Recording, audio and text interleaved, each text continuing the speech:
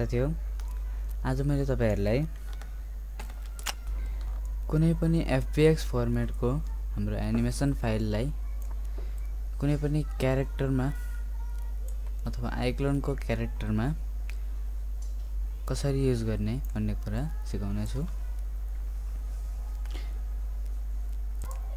त्यसको लागि सुरुमा मैले 3D एक्सचेन्ज ओपन गर्छु र 3D एक्सचेन्ज मेरो ओपन छ र यो हाम्रो एनिमेसन को एफबीएक्स फर्मेट को फाइल छ। यो फाइललाई मैले ड्र्याग गरेर 3D एक्सचेन्ज मा लिएर जान्छु। त्यसपछि इम्पोर्ट एफबीएक्स अप्सन बक्स दिएको छ।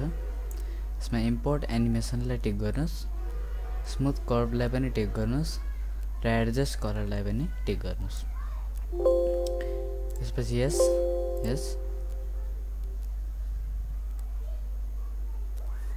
र अब एनिमेसन को बोन आइसकेको छ र यहाँ मोडिफाई ट्याबमा तल आएर एनिमेसन मा गएर यहाँ एम पिस्तल भनेर दिएको छ। त्यसमा क्लिक गर्नुभयो भने अब स्पेस प्रेस गरेर एनिमेसनलाई अन गर्नुभयो प्ले गर्नुभयो भने एनिमेसन प्ले हुन्छ। र अब यो एनिमेसन कुनै पनि क्यारेक्टर आइक्लोनमा कुनै पनि क्यारेक्टरमा युज गर्नको लागि सुरुमा आइक्लोनमा एउटा क्यारेक्टर ओपन गर्छु।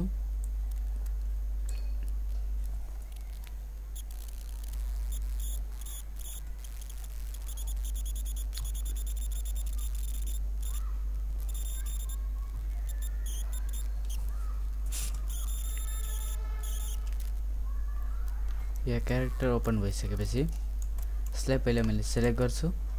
त्यसपछि 3D एक्सचेन्ज मा तल एप्लाई टु आइक्लोन मा क्लिक गरिदिन्छु। त्यसपछि आइक्लोन मा हामीले सिलेक्ट गरेको क्यारेक्टरमा त्यो एनिमेसन गएर अटोमेटिक युज हुन्छ है त। र अब मैले यो एनिमेसनलाई प्ले गरेर हेर्छु।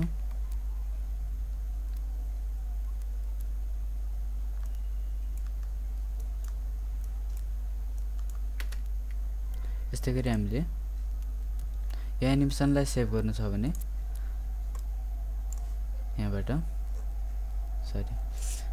यहाँ फाइलमा गएर नभए यहाँबाट या आईसी भन्ने यो अप्सन एक्सपोर्ट कन्ट्रोल ई प्रेस गर्दा पनि हुन्छ। यसलाई क्लिक गरेपछि यो सेटिङ हुन्छ र तल माथि एक्सपोर्ट जियोमेट्रीलाई अफ गरिदिनुस्। यो आइक्लोन भर्जन 7 नै हो। त्यसपछि एक्सपोर्ट एनिमेसनलाई टिक यसको डिफल्टमै राख्छु र एक्सपोर्ट आरएल मोसन यो हाम्रो फाइलको लोकेसनको नाम भयो र यसलाई ओके गर्छु। त्यसपछि यो सक्सेसफुली एक्सपोर्ट भनिसकेको छ र अब आइक्लोनमा गएर मैले यहाँ मोसनमा गएर कस्टममा गइसकेपछि मोसनमा जान्छु र यहाँ भरेको एम पिस्तल भनेर नाम आइसकेको छ। सेम एनिमेसन यसलाई ड्र्याग गरेर फेरि युज गर्न सकिन्छ है। जुन पनि क्यारेक्टरलाई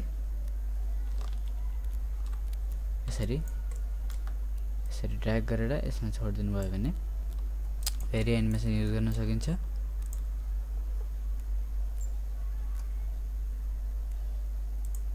र आजको भिडियो तपाईहरुलाई मन परेमा लाइक शेयर कमेन्ट सब्स्क्राइब गर्न नभुल्नु होला।